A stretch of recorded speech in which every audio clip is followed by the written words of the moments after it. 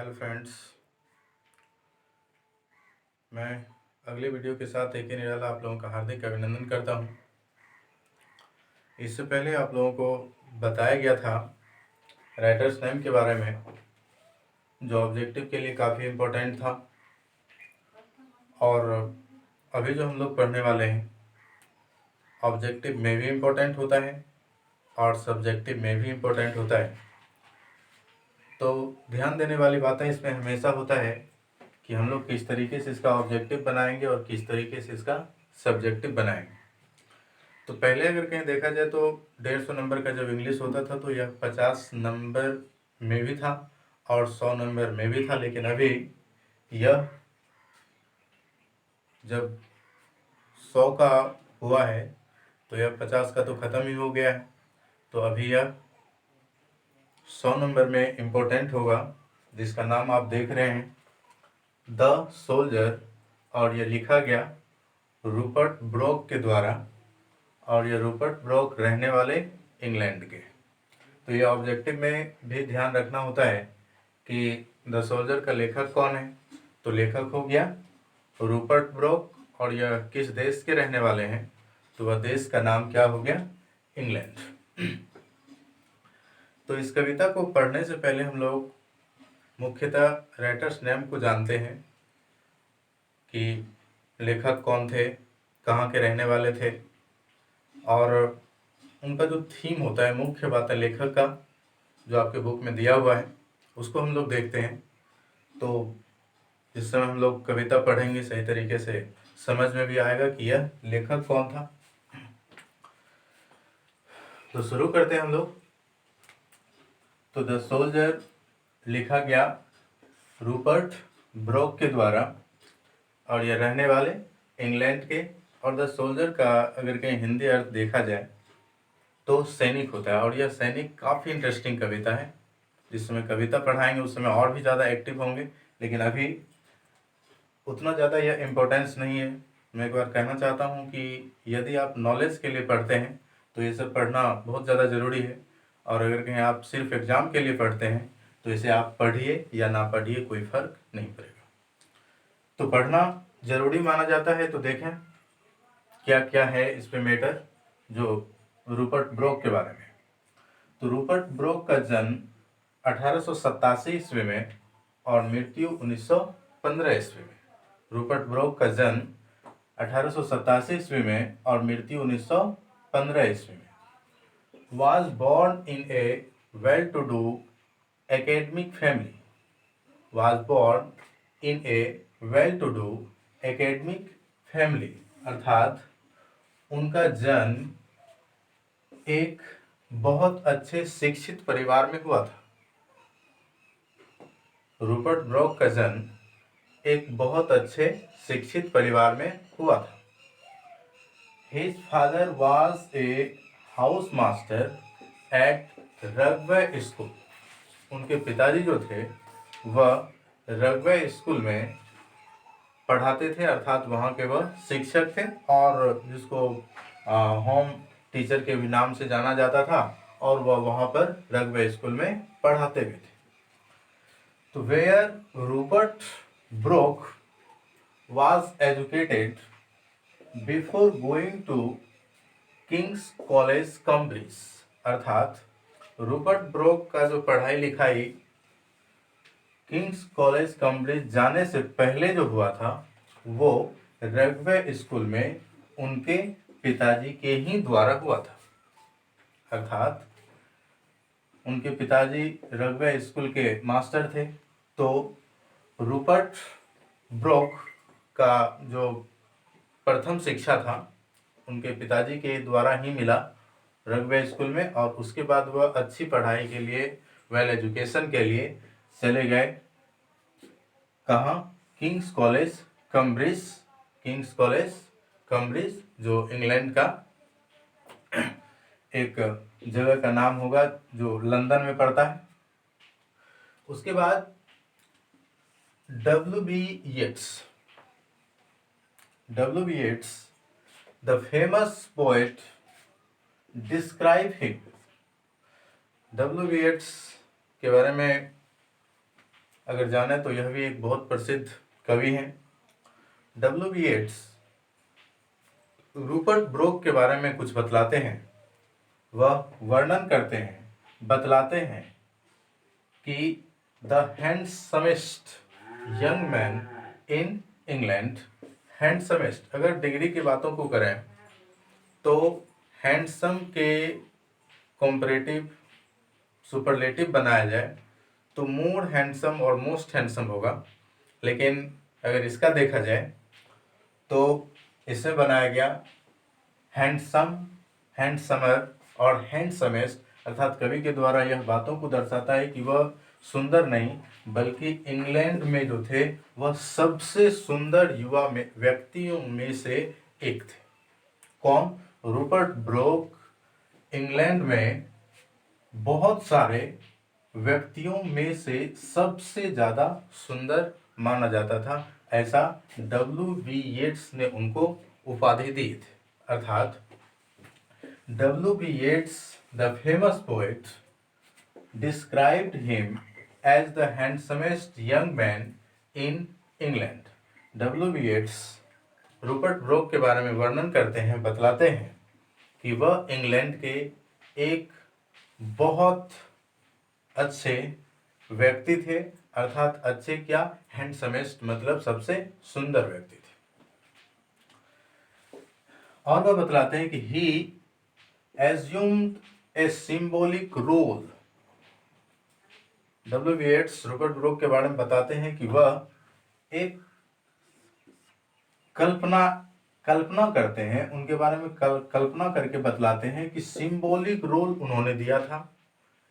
एक काफी symbolic role मतलब ऐसा सब रोल उन्होंने निभाए थे जो एक यादगार बन जाता है, एक चिन्हित बन जाता है, that eventually turn into the myth of young and beautiful fallen warrior. उसका कहने का सेंस ये है कि आखिरकार वह लड़का जो एक युवा था, सुंदर था और वह एक क्षत्रिय बन गया। उनका काल्पनिक दृष्टिकोण से उनके बारे में वो बतलाना चाहते हैं कि रूपर्ट ब्रोक एक ऐसे व्यक्ति थे जो अपने युवापन में ही एक ऐसा क्षत्रिय बना। खासतौर से क्षत्रिय का अर्थ अगर कहीं हम लोग जाने तो क्षत्रिय का अर्थ हो जाता है ऐसा जो किसी भी परिस्थिति में अपने देश के लिए हमेशा जीना और मरना पसंद करते हैं, और उन्हें ही हम लोग सैनिक कहते हैं। तो W.B. येट्स रूपर्ट ब्रोक को बतलाते हैं कि वह इंग्लैंड के सबसे सुंदर युवा व्यक्ति थे और वह कल्पनात्मक दृष्टिकोण से यह बतलाना चाहते हैं आखिरकार वह एक बहुत बड़ा क्षत्रिय बना, अर्थात अपना देश का एक बहुत बड़ा सैनिक बना। फिर है कि he died of septicaemia on April 23, 1915। He died अर्थात रूपर्ट ब्रोक का मृत्यु जो हुआ था वह बतलाया जाता है कि सेप्टिसेमिया, सेप्टिसेमिया का अर्थ हो जाता है किसी कीड़े के द्वारा काटा जाना, अर्थात जिस तरीके से स्नेक के द्वारा किसी व्यक्ति को काटा जाता है तो ब्लड सर्कुलेशन के माध्यम से उनकी मृत्यु हो जाती है, उसी तरीके से रूपर्ट ब्रोक को भी एक कीड़े ने काटा था और उस कीड़े का विष जो था उनके शरीर के ब्लड के माध्यम से सर्कुलेशन में आया और उन्हीं की वजह से उनका मृत्यु हुआ था। तो मृत्यु डे था 13 अप्रैल 1915 ईस्वी। कहाँ पर हुआ था? तो of the Iceland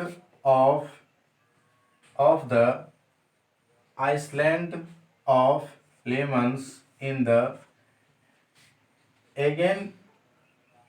again on his way to a battle at Gallipoli. अर्थात कहते हैं कि लेमन्स का जो आइसलैंड था, एक द्वीप था, पहाड़ी क्षेत्र था, वहां पर वह जा रहे थे, अपने रास्ते में थे और उसको पहुंचना था गोबीपोली अपने बटालियन में, दूसरे देश के प्रति, दूसरे देश के खिलाफ लड़ने के लिए उसको गोबीपोली अपने बटालियन में पहुंचना था। उसी रास्ते से जब गुजर रहे थे तो आइसलैंड था, द्वीप था, पहाड़ी क्षेत्र था। उसी पहाड़ी क्षेत्र में उनको किसी इंसेक्ट के काटे जाने के बाद उनकी मृत्यु हुआ था। तो Brooke is remembered as a war poet. अगर ब्रोक को हम लोग जाने, रूपर्ट ब्रोक को, तो रूपर्ट ब्रोक युद्ध कवि के नाम से जाने जाते हैं। रूपर्ट ब्रोक युद्ध कवि के नाम से जाने जाते हैं। ये ऑब्जेक्टिव के लिए भी इंपॉर्टेंट होगा, इसको ध्यान देना। तो Rupert Brooke is remembered as a war poet. Rupert Brooke को हम लोग युद्ध कवि के नाम से याद करते हैं, या वह रूपर्ट ब्रोक जो हैं वह याद किए जाते हैं युद्ध कवि के नाम से या देशभक्त के नाम से। Who inspired patriotism in the early phase of the First World War? Who inspired, उनमें जो उत्प्रेरणा था, वह जो एक देशभक्ति की भावनाओं में लीन रहते थे, देशभक्ति पर आधारित जो कविताएं लिखा करते थे, वह सभी कविताएं ज़्यादातर जो था वह प्रथम विश्व युद्ध के ठीक पहले आया हुआ था। रूपर्ट ब्रोक जो भी कविताएं लिखे थे, बताएंगे जस्ट बात, 5 कविताएं लिखे थे। तो 5 कविताएं जो भी थे वह देशभक्ति पर आधारित थे, और वह कहते हैं inspired patriotism in the early phase of the first world war, अर्थात उनके जो उत्प्रेरित करने वाले देशभक्ति पर आधारित कविताएं थे वह प्रथम विश्व युद्ध के ठीक पहले आए थे। और प्रथम विश्व युद्ध के आप देखें तो शुरुआती जस्ट इससे कुछ दिन पहले हुआ था, और 15 में इनका मृत्यु ही हो गया था। उसके बाद his reputation chiefly rests on 5 war sonnets of his, अर्थात his reputation, उन्होंने जो अपना नाम कमाया, रूपर्ट ब्रोक ने जो खास तौर से अपना नाम कमाया, वह 5 कविता के माध्यम से, और 5 कविता उनका वार पोएम है, युद्ध पर आधारित कविता है, और 5 कविता सन्नेट्स है। 5 कविता सन्नेट्स है, और सन्नेट्स का मतलब होता है वह कविता जो 14 लाइन का होता है। ऑब्जेक्टिव के लिए बहुत इंपॉर्टेंट। तो सन्नेट्स का मतलब होता है वह कविता जो 14 लाइन का होता है, और इसको और भी डील करेंगे जिस समय मुख्यतः कविता की शुरुआती करेंगे। तो रूपर्ट ब्रोक ने जो अपना नाम कमाया था वो खास तौर से 5 कविता के माध्यम से, और वो 5 कविता उनका सन्नेट्स था, अर्थात 14 लाइन का कविता था। और वह 14 लाइन का जो भी कविता लिखा गया था, 5 के 5 कविता देशभक्ति पर आधारित था। तो ऑफ विच, उन सभी में से the soldier is undoubtedly the best and the most anthologised, अर्थात उन्होंने जो 5 कविताएं लिखे थे, उस 5 कविताओं में से सबसे ज्यादा अच्छा, लोगों को, दिलों को छू लेने वाली, दिलों तक पहुंचने वाली, दिलों को झकझोर देने वाले, अपने देश के प्रति पूरा अपने आप को झोंक देने वाली जो कविता था, उसी का नाम है द सोल्जर। तो द सोल्जर को हम लोग अब डील से पढ़ेंगे। तो अब एक बार हम लोग इसका थीम देखेंगे, और थीम देखने से पहले हम एक बार फिर से इसको स्पीड में बता देते हैं ताकि आपको और भी क्लियर मिल जाए। तो रूपर्ट ब्रोक का जन्म 1887 ईस्वी में और मृत्यु 1915 ईस्वी में। Was born in a well to do academic family, अर्थात उनका जो जन्म हुआ था एक शिक्षित परिवार में, अच्छे परिवार में हुआ था। तो his father was a house master at Rugby school, उनके पिताजी रगवे स्कूल में एक अध्यापक थे, अर्थात वह एक शिक्षक थे। Where Rupert Brooke was educated, जहां उनकी पढ़ाई लिखाई हुई थी। Before going to King's College Cambridge, King's College Cambridge London जाने से पहले जो उनका पढ़ाई लिखाई हुआ था वो उनके पिताजी के ही माध्यम से रग्बे स्कूल में हुआ था। W.B. Yeats, the famous poet W.B. Yeats एक प्रसिद्ध कवि डिस्क्राइब्ड, वर्णन करते हैं हिम, उसके बारे में कि as the handsomest young man in England. W.B. Yeats Rupert Brooke के बारे में बतलाते हैं कि इंग्लैंड के सबसे अच्छा युवा व्यक्ति रूपर्ट ब्रोक ही थे। तो ही एज्यूम्ड अ सिंबॉलिक रोल, इसलिए उन्होंने उनको अच्छा भी कहा और उस तरीके से रूपर्ट ब्रोक काम भी किए थे कि वह उनका कल्पना एक काफी महान रोल निभाने वाले व्यक्ति के माध्यम से वह चिन्हित करते हैं, सिंबल देते हैं कि वह व्यक्ति बहुत देश के लिए इंपॉर्टेंट था, महत्वपूर्ण था। तो that eventually turn into the myth of young and beautiful fallen warrior, और वह बतलाते हैं कि आखिरकार वह युवा सुंदर व्यक्ति एक महान क्षत्रिय बना, एक महान क्षत्रिय बना। क्षत्रिय वह जो देश के लिए हमेशा सोचते हैं और देश के लिए जीते और मरते हैं। He died of septicemia on April 23, 1915, और उनका मृत्यु, रूपर्ट ब्रोक का मृत्यु एक इंसेक्ट के काटने की वजह से 23 अप्रैल 1915 ईस्वी को हुआ था। कहाँ पर? तो आइसलैंड ऑफ लेमन्स, लेमन्स के एक द्वीप में, लेमन्स के एक द्वीप में in the Aegean on his way to a battle at Gallipoli, जब वह गोबीपोली अपना बटालियन में जा रहे थे शामिल होने के लिए, दूसरे देश के खिलाफ लड़ने के लिए, तो रास्ते में ही किसी इंसेक्ट के काटने के द्वारा इनकी मृत्यु हुआ था। तो Brooke is remembered as a war poet, Rupert Brooke को युद्ध कवि के नाम से जाना जाता है, रूपर्ट ब्रोक को युद्ध कवि के नाम से जाना जाता है। Who inspired patriotism in the early phase of the first world war, और वह उत्प्रेरित करने वाली देशभक्ति पर आधारित जो कविताएं लिखे, वह ज़्यादातर कविताएं प्रथम विश्व युद्ध के ठीक पहले आए थे। His reputation chiefly rests on 5 war sonnets, of which the soldier is undoubtedly the best and the most anthologized, अर्थात उन्होंने जो अपना नाम खास तौर से कमाए वह 5 कविताओं के माध्यम से कमाए, और पांचों कविता जो थे वह सन्नेट्स थे, अर्थात सन्नेट्स का मतलब हो जाता है कि वह कविता जो 14 लाइन का होता है, और उन पांचों कविताओं में से सबसे ज्यादा अच्छा कविता, लोगों के दिलों में बसने वाला कविता उनका था द सोल्जर। तो द सोल्जर को हम लोग पूरा डील से पढ़ेंगे। अभी लेखक के नाम के बारे में देखें कि लेखक क्या थे, तो एक बार फिर से हम लोग लेखक के बारे में पूरा डील कर लेते हैं कि यह द सोल्जर रूपर्ट ब्रोक के द्वारा लिखा गया और यह रहने वाले इंग्लैंड के थे। तो उनका जन्म 1887 ईस्वी में और मृत्यु 1915 ईस्वी में।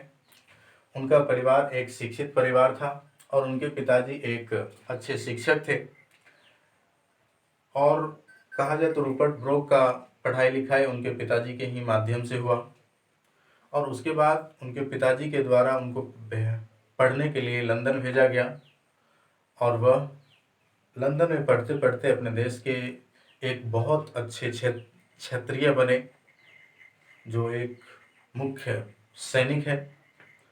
और जब वह सैनिक बने तो जब वह 1915 ईस्वी में दूसरे देश के खिलाफ लड़ रहे थे,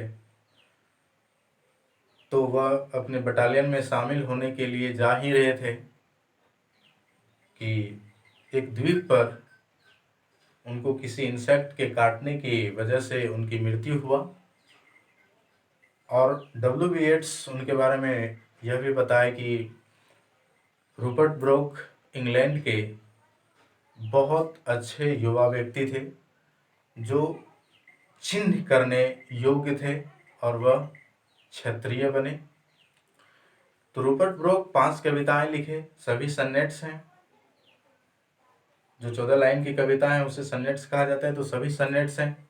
और जो भी कविताएं उनके आए थे प्रथम विश्व युद्ध के ठीक पहले आए हुए थे। और उनका सबसे मुख्यतः बेस्ट कविता जो है वो अभी जो हम लोगों ने राइटर्स नेम के बारे में देखा वो है द सोल्जर, अर्थात रूपर्ट ब्रोक का लिखा हुआ सबसे इम्पोर्टेंट कविता का नाम द सोल्जर है। अब हम लोग पूरा डिटेल से पढ़ेंगे कविता को, काफ़ी इंटरेस्टिंग है। तो यहाँ तक, अगले वीडियो में फिर मिलते हैं, तब तक के लिए